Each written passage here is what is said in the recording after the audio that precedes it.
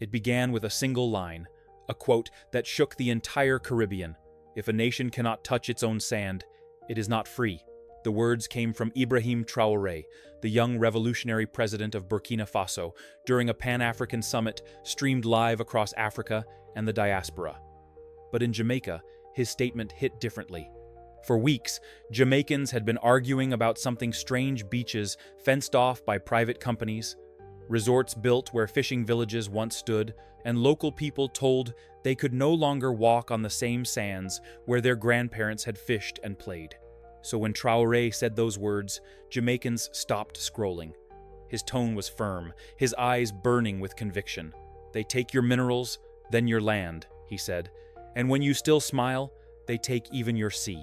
Nobody expected the next morning's headline: Burkina Faso leader criticizes Caribbean governments for selling their shores. That sentence sent shockwaves through Kingston. Government officials were furious, calling it foreign interference. But the people were listening, and what they began to uncover in the following weeks would expose one of the most shameful top-secret deals in Jamaica's modern history. It started with a leak.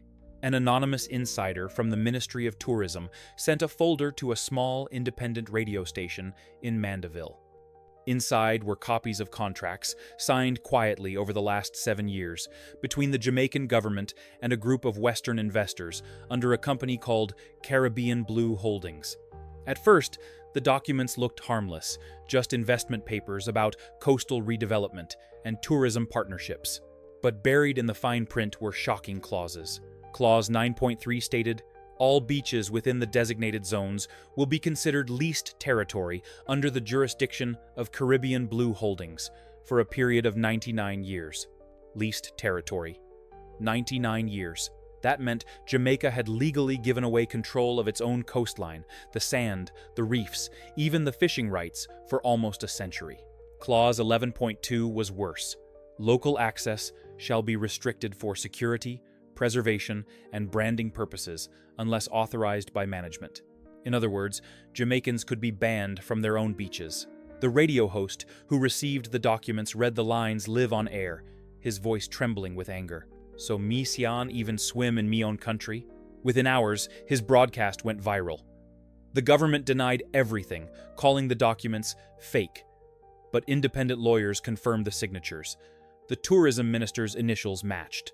So did the prime minister's. The country exploded. Protesters filled Halfway Tree with signs reading, "We want back we beach," and "Jamaica is not for sale." Rastafarian elders joined students, fishermen, and taxi drivers. Even some police officers refused to block the roads. And then, someone found the link between Caribbean Blue Holdings and the European Development Consortium, a network of private companies based in London, Paris, and Brussels, the same group accused of financing controversial projects in Africa and the Pacific. Reporters traced millions of US dollars in development aid that had quietly flowed into Jamaica's government accounts just months before the deal was signed. That was when one journalist asked the question that silenced the entire press room. Was Jamaica's coastline sold to pay off foreign debt? Nobody answered. But a week later, a mysterious video appeared online, grainy, late-night footage of a phone call between a Jamaican official and a man with a heavy British accent. The voice on the other end said, "Your government must maintain calm. Remind the people this is for tourism. Once construction begins, they won't resist.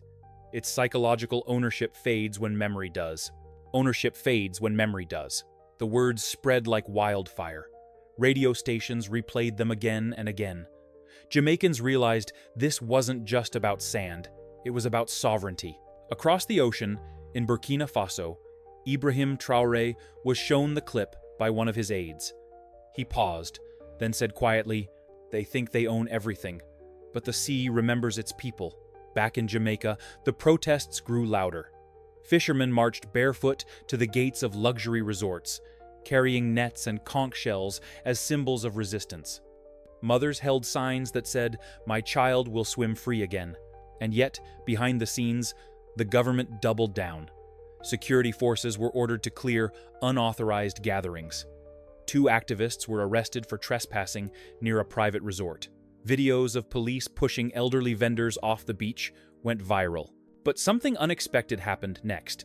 An anonymous account began uploading classified government memos on social media under the name Dutty Truth 876. The first post read, "They sold the beach. But wait till you see what else they sold, too." And Lisam, that night, everyone in Jamaica stayed awake, waiting for the next leak. Because if Ibrahim Traore's warning had been the spark, the next revelation would be the explosion, one that would expose not just beach deals, but a hidden network of corruption, foreign manipulation, and betrayal reaching all the way to Europe and America. And by the time it was all uncovered, Jamaica would never be the same again. By dawn, the island was restless. Taxi horns echoed through Kingston as people gathered around radios and phones, waiting for the next leak from the anonymous account, Dutty Truth 876. Everyone wanted to know what else had been sold and who had signed the deal. At exactly 7:45 a.m., the second leak dropped. It was a scanned letter stamped confidential, Office of the Prime Minister. The subject line read, Phase 2, Coastal Expansion and Sovereign Partnership Agreement. The document confirmed what many feared. The 99-year lease to Caribbean Blue Holdings was only Phase 1. The new phase proposed handing over Jamaica's mineral rights, offshore sand reserves, and small island territories for joint management and environmental oversight. But there was one sentence that left the entire country stunned. Ownership of all reclaimed land and newly developed coastlines shall belong to the investing partners. It meant any new land formed from sand dredging or artificial expansion, beaches, marinas, even new islands, would not belong to Jamaica. It would belong to foreigners. Within minutes, social media exploded. Hashtags like #FreeOurSand and #BeachesFreedom trended across the Caribbean. The anger was no longer local, it was global. The government stayed silent, but the pressure was boiling. Opposition leaders demanded answers, yet they too avoided mentioning Caribbean Blue Holdings by name. Behind closed doors, it was whispered that the investors had threatened to withdraw massive loans if the agreement was exposed. At midday, a third leak appeared, this one, a voice recording. Two men could be heard speaking in hushed tones, their accents unmistakably Jamaican and British. "You think the people will find out? They already have. We just need to buy time. And if the recordings go public, we'll call it fake news. Use the press. Use influencers. We control the narrative." The recording ended with the sound of laughter and glasses clinking. That clip was replayed hundreds of times across Jamaica. Every bar, every taxi, every phone. People listened in silence, then anger. That evening, Prime Minister Holness held a national address. His face was calm, his tone rehearsed. "There are malicious efforts to destabilize our economy," he said. "These so-called leaks are doctored and politically motivated. Jamaica's beaches remain the property of the Jamaican people, but the people weren't convinced." Within hours, satellite images circulated, showing large areas of Ocho Rios, Negril, and Treasure Beach fenced off and patrolled by private security. Villagers said guards had started turning them away, claiming the land is under redevelopment. Then, the next bombshell dropped. Dutty Truth 876 posted a video file titled The Call 2022. The footage was dark, but the audio was clear. It was a recorded phone call between two high-ranking officials, one Jamaican, one foreign. The foreign voice said, "Once the sand rights are approved, we'll control the coastal economy. No need for them to know. Tell them it's environmental protection." Then came the line that silenced everyone. "Once the beaches are gone, so is their power." The Jamaican voice replied, "Understood. The Prime Minister will receive the offshore transfer next week." The recording ended. For 2 days, the government tried to deny it. But digital forensic experts confirmed the voices matched. When the truth finally broke, Jamaica erupted. Protesters filled the streets with banners reading, "We are the sand," and "Not even the sea is theirs." In Montego Bay, fishermen anchored their boats in the harbor, forming a blockade to stop construction ships from entering. International media arrived, CNN, BBC, and Al Jazeera, but few aired the full story. Their coverage was short, vague, almost deliberately dull. That's when Ibrahim Traore entered the conversation again. Speaking during a conference in Ghana, he was asked about the Caribbean protests. He paused, then said, "When they take your land, they take your future. But when they take your sand, they take your soul. Jamaica must remember sovereignty is not for sale." His words spread across WhatsApp groups like wildfire. Jamaicans began painting murals of Traoré, holding a handful of sand with the Jamaican flag behind him. For the first time, people began to realize this wasn't only about beaches, it was about the soul of Jamaica itself. But just as the resistance grew, something darker began to unfold. An investigative journalist named Crystal Bailey, who had been working on the Blue Holdings story for weeks, went missing after posting a single tweet. "I have proof that the money didn't just go offshore. It went somewhere worse. Stay tuned." Her car was found 2 days later, in Street Catherine, doors unlocked, laptop gone, phone missing. The police called it a personal disappearance, but the people knew better, because 2 days after that, Dutty Truth 876 posted a final message. Crystal found it. Phase 3 is coming. They're not after the sand anymore, they're after the sea. The post vanished within minutes, deleted across every platform. And that's when the island realized the leaks weren't random, they were a countdown. Something far bigger was about to be revealed, a deal so deep, so secret, that even the government's highest ministers didn't fully understand it. And when it came out, it would make Jamaicans ask themselves the hardest question of all. Was independence ever real? By the time the sun rose over Kingston again, Jamaica was no longer the same island. Fear and hope were fighting in the streets. Every conversation, from corner shops to classrooms, began with one question: what is Phase 3? Rumors ran wild. Some said it was about oil. Others believed it involved underwater minerals. A few whispered about something even stranger, that foreign ships had been spotted drilling far off the coast under military escort. For a week, nothing came from the account Dutty Truth 876. Then, on a Sunday night, as the moon reflected over the quiet waves of Port Royal, the third leak dropped. It was a video file titled "The Hidden Contract Operation Azure." The footage showed scanned pages from a top-secret memorandum signed in London between Caribbean Blue Holdings, the Jamaican Ministry of Energy, and a company registered in Delaware called Azure Deep Tech, a private marine exploration firm that had previously worked with US and European governments. The document revealed something unthinkable. Jamaica had quietly granted exclusive underwater extraction rights to Azure Deep Tech for all subsea minerals, gas, and rare metals located within its maritime zone, an area covering nearly 235,000 square kilometers of ocean. The contract was worth $12.6 billion. In exchange, Jamaica would receive development incentives, not ownership.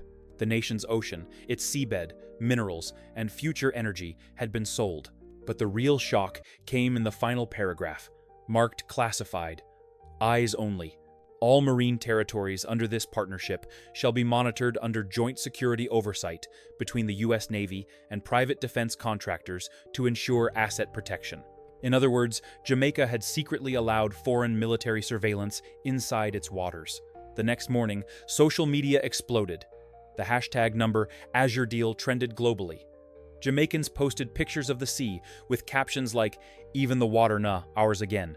Students from the University of the West Indies held a mass protest, carrying buckets of sand and seawater, shouting, "If we can't touch it, we don't own it."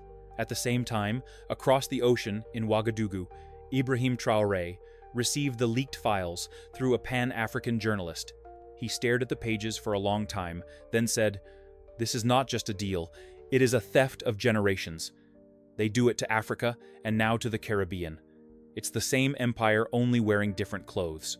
Traoré sent a private message to Jamaican activists through Pan-African networks. "Expose everything. Do not fear them. Freedom begins when truth is louder than money." Those words reignited the fire. That week, a group of hackers calling themselves the Maroon Shield, named after the legendary runaway slaves who fought British colonizers, breached the servers of Caribbean Blue Holdings. What they found shocked the world. Emails revealed that the company's top investors included former colonial families, European energy corporations, and 2 politicians from the European Parliament. One email, written by an executive, said, "The Caribbean project will serve as the prototype for future African coastal acquisitions. Jamaica is the testing ground. Testing ground." The revelation broke hearts. Jamaica was being used as an experiment, a model for recolonization under the mask of ecotourism and climate partnerships. In Montego Bay, a crowd gathered by the shore at night, lighting torches and singing old freedom songs. Fishermen, Rastafarians, and students stood shoulder to shoulder. The wind carried their chants over the waves. The sea belongs to the people. No chain can bind the tide. But even as the people rose, powerful forces moved in the shadows. 2 of the Maroon Shield hackers were arrested by police on cybercrime charges. A third vanished while traveling to Street, Anne's Bay. His laptop was later found smashed. Then, an encrypted file surfaced online, believed to be his final upload. Inside it were coordinates: 18 degrees 20 N, 76 degrees 45 W, just off the coast of Portland Parish. When a group of journalists traveled to that location by boat, they found a floating platform surrounded by foreign vessels. No flags, no visible company names, just armed guards and a sign that read, "Authorized personnel only." They were chased away before they could take more footage. But one of them, a young cameraman named Malik Reed, managed to record 20 seconds. The blurry video showed massive metallic structures under construction beneath the waves, something that looked like a deep-sea mining base. When the footage went viral, the government dismissed it as CGI manipulation. But engineers recognized the design. It matched a European deep-sea mining prototype seen years earlier in the Pacific. Now the truth was undeniable. Jamaica's ocean floor was being mined secretly for rare minerals used in electronics, batteries, and military technology. A global industry built on Jamaica's hidden wealth, while the people were kept in poverty. And the deeper investigators looked, the more disturbing the story became. Buried inside the Azure documents was a reference to security coordination with Atlantic Command. Researchers traced that to a U.S. military base, meaning foreign military ships, were protecting a private mining project in Jamaican waters. That's when Ibrahim Traore spoke again, this time in a live broadcast watched by millions across Africa and the Caribbean. When they say partnership, they mean control. When they say development, they mean dependency. And when they say security, they mean occupation. He paused. Jamaica's freedom is Africa's mirror. If they can steal her sea, they can steal ours. We must stand together now. His speech went viral. Across the Caribbean, in Dominica, St. Lucia, and Trinidad, people began asking, "Are our waters next?" And in the streets of Jamaica, the chant grew louder. The sand, the sea, the soul, we taking it back. But just when the resistance seemed unstoppable, a mysterious plane landed quietly at Norman Manley Airport one night. It carried men in dark suits with diplomatic badges, agents from a Western intelligence agency sent under the title Strategic Security Advisors. Their mission? Silence the uprising, protect the deal, and stop the next leak. Because Phase 3 wasn't the end. According to the hidden files, there was a Phase 4, one that involved the privatization of Jamaica's freshwater resources and a new strategic island zone that would shock the world when revealed. The countdown had already begun. By the time the truth about the ocean mining spread, Jamaica's government was in chaos. Ministers denied, resigned, or disappeared. The streets of Kingston were alive day and night, drums beating, people shouting freedom songs, Rastafarians standing like sentinels with red, gold, green flags waving over the angry crowd. But while everyone's eyes were on the sea, Phase 4 was already moving quietly through Parliament, a bill called the Water Security Partnership Act. Its language seemed harmless. To improve national water infrastructure and management. Except it wasn't Jamaican water they planned to manage. A group of students from the University of Technology found an attached file labeled Annex B, Private Operator Agreements. In tiny print, it said, "Primary freshwater rights, reservoirs, and underground aquifers will be administered by Blue Wave Global, a strategic subsidiary of Caribbean Blue Holdings." The people gasped. Blue Wave Global, the same company that took the beaches, now wanted the water. In plain English, Jamaica was about to lose ownership of its rivers, wells, and drinking water for 50 years. The leak reached a popular journalist, Kemar Lewis, who broadcast it live on YouTube. His voice shook with fury. They took the sand. They took the sea. And now, they want the rain from our sky. That single sentence broke the internet. Millions shared it across Africa, the Caribbean, and the diaspora. The outrage was so strong that even international celebrities spoke out. But suddenly, Kemar's channel vanished. His family said men in black SUVs came to their home that night. And then, as if on cue, the National Water Commission's website went offline. When it returned, the logo at the bottom had changed a small blue wave icon, identical to the one on the Blue Wave Global website. The privatization had already begun. 2 days later, a strange press conference took place. A white man in a suit, introduced as Richard Haynes, CEO of Blue Wave Global, spoke beside the Jamaican Minister of Environment. "This is not colonization," Haynes said with a calm smile. "This is modernization. We're here to help Jamaica manage its natural resources efficiently." But when a local journalist shouted, "Who owns the water now?" the minister answered, "Ownership is shared, but control will be under Blue Wave's supervision." The crowd erupted in disbelief. And in Burkina Faso, Ibrahim Traore was watching. He turned to his advisor and said quietly, "When they steal water, they steal life. Jamaica's fight is our fight." The next morning, the Burkina National Radio broadcasted his message to Jamaica in solidarity. "Brothers and sisters across the sea, your rivers are the veins of Africa. Defend them." That message reached Jamaica like lightning. It aired on pirate radio stations and was played on street corners. Old Rastafarian elders began to chant, "Traoré, speak truth. Traoré, no Babylon." And Babylon, the old word for Western imperial power, became the rallying cry once again. But behind the protests, something more sinister was uncovered. A whistleblower from inside Blue Wave leaked an internal email chain titled Project Eclipse. In the emails, Western engineers discussed plans to bottle and export Jamaica's spring water under European brands, labeling it as eco-sourced Caribbean purity. One executive even joked, "Imagine them paying us to drink their own water back." It was no longer just theft. It was humiliation, disguised as development. And then came the darkest twist, yet a top-secret memo marked Eyes Only, Strategic Extraction Zone Alpha. It revealed that the same regions where the rivers began deep in the cockpit country were being mapped for bauxite expansion and lithium reserves. The entire water partnership was a cover. They didn't just want to sell the water, they wanted to mine the land beneath it. One night, drones flew over the cockpit country and filmed something terrifying: foreign trucks entering the forest, escorted by private security with no badges. The footage was leaked anonymously. In it, the men wore helmets with the logo of Azure Deep Tech, the same company mining Jamaica's seabed. It became clear. The sea and the soil were now connected, two fronts of the same secret operation.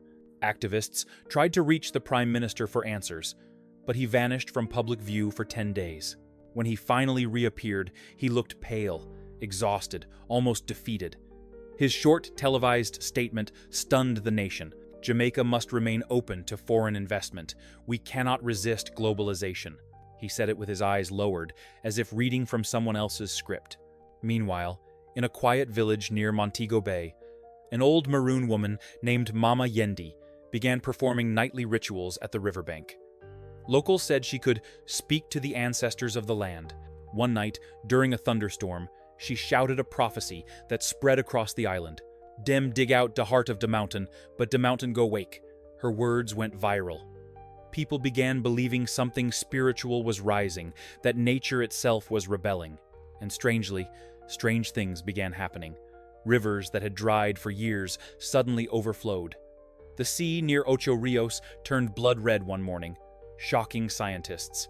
The people called it the ancestors' warning. As chaos spread, a message arrived from Burkina Faso, sealed with the national crest. It came directly from Ibrahim Traore's office. Inside was a letter addressed to the Jamaican people. "If a nation cannot touch its own sand, it is not free. But if it cannot drink its own water, it is dying. You are not alone. We stand with you." The letter ended with a line that shook the Caribbean. Africa remembers Jamaica, the first island that sang freedom when we could not speak it.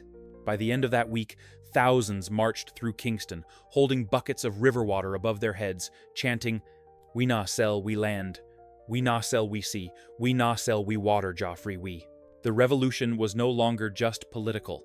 It had become spiritual. But somewhere in the shadows, the final stage of Operation Eclipse was already unfolding a phase so secret that even Blue Wave's executives didn't fully understand it. And when it was finally revealed, it would show the world that Jamaica was never meant to just lose its water. It was meant to lose its sovereignty forever. The question was, who would dare stop it? The rain had stopped that morning, but the air still felt heavy, as if the island itself was holding its breath. The protesters who filled Halfway Tree Square were louder than ever. Men, women, elders, and children waved banners that read, "Water is life, not property," and "We are not for sale." But far away in a private compound overlooking the Blue Mountains, a secret meeting was underway. Inside, Prime Minister Holness sat at a long wooden table with 3 men in dark suits, 1 American, 1 British, 1 French. A 4th man joined through a secure video call. His voice echoed from a dark screen, accent European, tone cold. "Phase 5 must not fail," he said. "You promised stability. These protests are becoming an international embarrassment." Holness rubbed his temples. "You told me the people wouldn't find out." "People always find out," the voice replied. "That's why we control the story.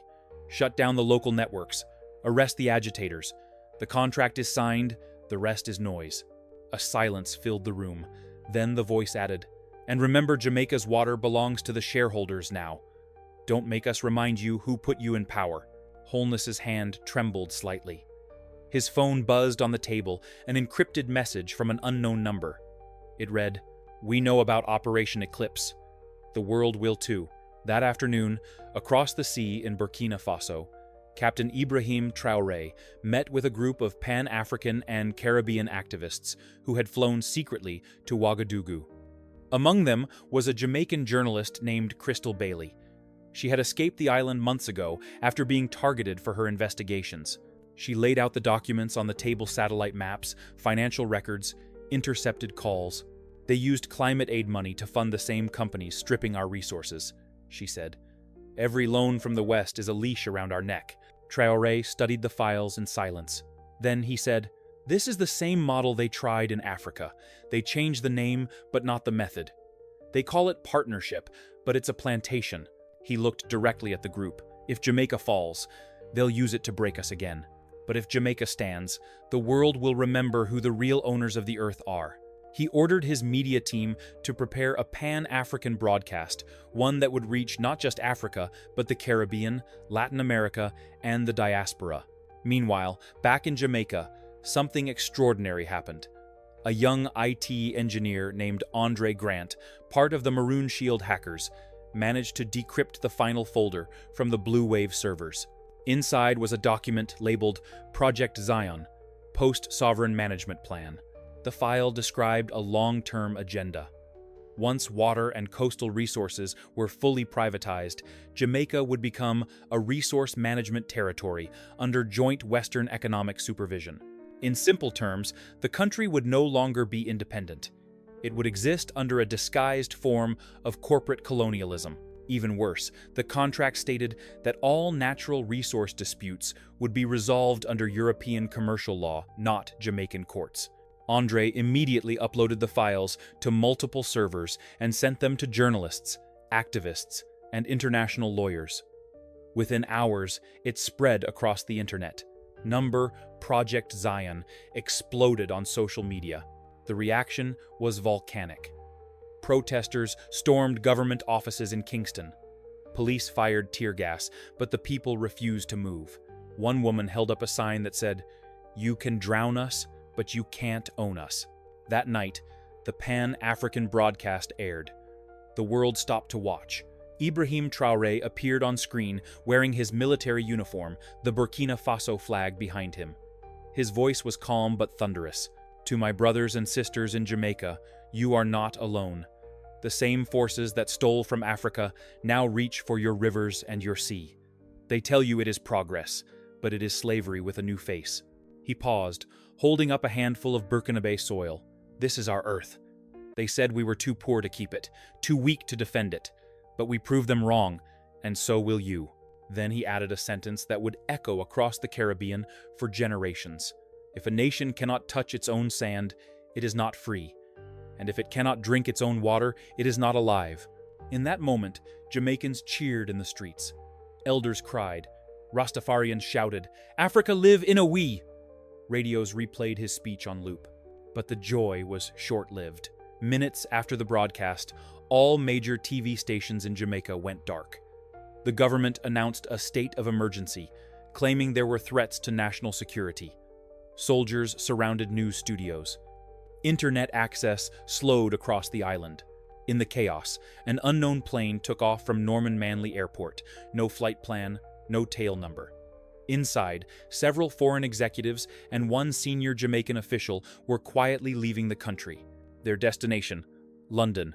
Yet, even as the regime tried to silence the people, the revolution had already gone global. Hackers mirrored every leak. Caribbean youth in Trinidad, Barbados, and St. Vincent joined the protests online. African universities held solidarity marches. The message was everywhere. From Africa to Jamaica, the fight is won. Then, something remarkable happened. Dozens of African nations, including Burkina Faso, Mali, and Guinea, released a joint statement condemning the exploitation of Caribbean nations by Western corporations. For the first time in decades, Africa was defending the Caribbean publicly. The Jamaican government panicked. The Prime Minister called an emergency press conference. His face was pale, his tone desperate. "I have terminated all foreign water and mining agreements. Jamaica's sovereignty is non-negotiable." But the people didn't believe him. They demanded to see the original contracts. The truth would come soon enough, and it would reveal that something even more shocking was hidden beneath all of it. A massive offshore bank account, millions in bribes, and the betrayal of an entire nation.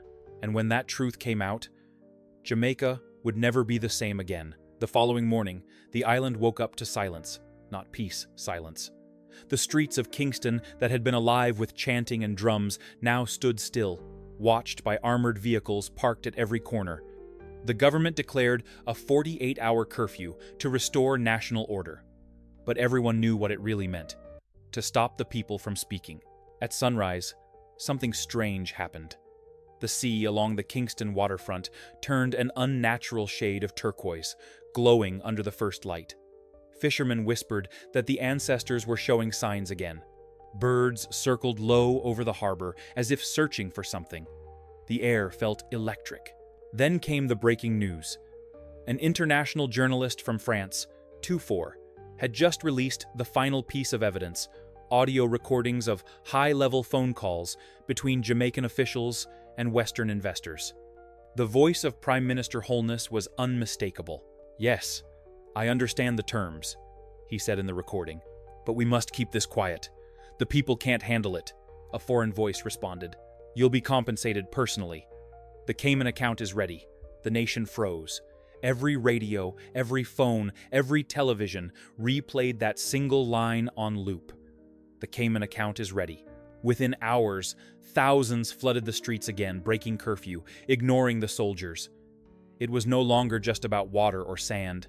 It was about betrayal. They marched toward Gordon House, carrying banners that said, "Return our beaches. Water is life." And "Jamaica is not for sale." Women carried jugs of muddy river water on their heads as symbols of what had been stolen. In the chaos, a young man climbed onto the roof of the Parliament gate and shouted, "This island belongs to the people, not the pockets of the powerful." The crowd roared. At that same moment, in Burkina Faso, Ibrahim Traore was giving an emergency address at the Pan-African Summit in Ouagadougou. Representatives from across Africa, Ghana, Senegal, Mali, Guinea, and Congo were present. He held up a Jamaican flag and said, "When they silence the truth in one island, they prepare to silence the world." Jamaica is the mirror of what they fear a nation that might remember who it is. His voice echoed through the hall. If a nation cannot touch its own sand, it is not free. But Jamaica, you must touch it again. He announced that Burkina Faso and several allied African states were forming a solidarity alliance for resource sovereignty, offering Jamaica and other Caribbean nations help to reclaim ownership of their natural resources. The announcement was historic. It marked the first African-led alliance to defend a Caribbean nation in modern times. Back in Jamaica, the situation escalated fast. Soldiers began removing protesters by force. Gunshots echoed near downtown Kingston. Yet even amid the chaos, someone hacked into the national broadcast system and replaced the official feed with Traoré's speech. The screen showed his face, calm and fearless, as his words filled every living room and every roadside shop. You cannot privatize the rain. You cannot own the sea. And you cannot chain a people who have found their voice again. Tears flowed in the streets. People clapped, sang, prayed. The soldiers hesitated. Some dropped their shields. One officer whispered to his comrade, "Me sian shoot me own people." It was the moment everything changed. The Prime Minister tried to flee that night. Reports say he boarded a private jet at Norman Manley International Airport with 2 foreign advisors. But before the plane could take off, a crowd of airport workers and protesters blocked the runway. Waving Jamaican flags and chanting, "Traitor," the jet never left the ground. By midnight, government control had collapsed. Civil servants refused to work. Police joined the people. And on national radio, a calm female voice announced, "The people of Jamaica have taken back their land, their sea, and their soul. A new constitution will be written, one that belongs to us." 3 weeks later, international media descended on Jamaica. Western commentators called it a populist revolt, but Caribbean outlets called it something else: the Second Emancipation. We lost, straight here lost wrath. The new Transitional Council announced full cancellation of all foreign ownership contracts. Blue Wave Global and Azure Deep Tech were expelled from the island. Their ships left the waters under escort by the Jamaican Coast Guard, this time under full national command.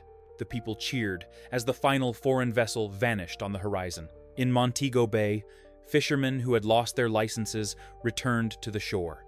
Children ran barefoot on beaches once marked private property. Elders washed their hands in the rivers again and said, "Jah restore de land." And from Ouagadougou came a final message from Ibrahim Traore, short, powerful, and eternal. "Jamaica, you have reminded us all that freedom is not a gift. It is a fight. You did not wait for permission, you reclaimed your destiny." Today, historians call it the day Jamaica touched its sand again. Schools teach it as the rebirth of the island. The rivers flow freely. Beaches are open to all. A plaque now stands in Kingston, with Traoré's words carved into it. "If a nation cannot touch its own sand, it is not free." And below it, someone added in bold letters, "But Jamaica touched it, and the world woke up."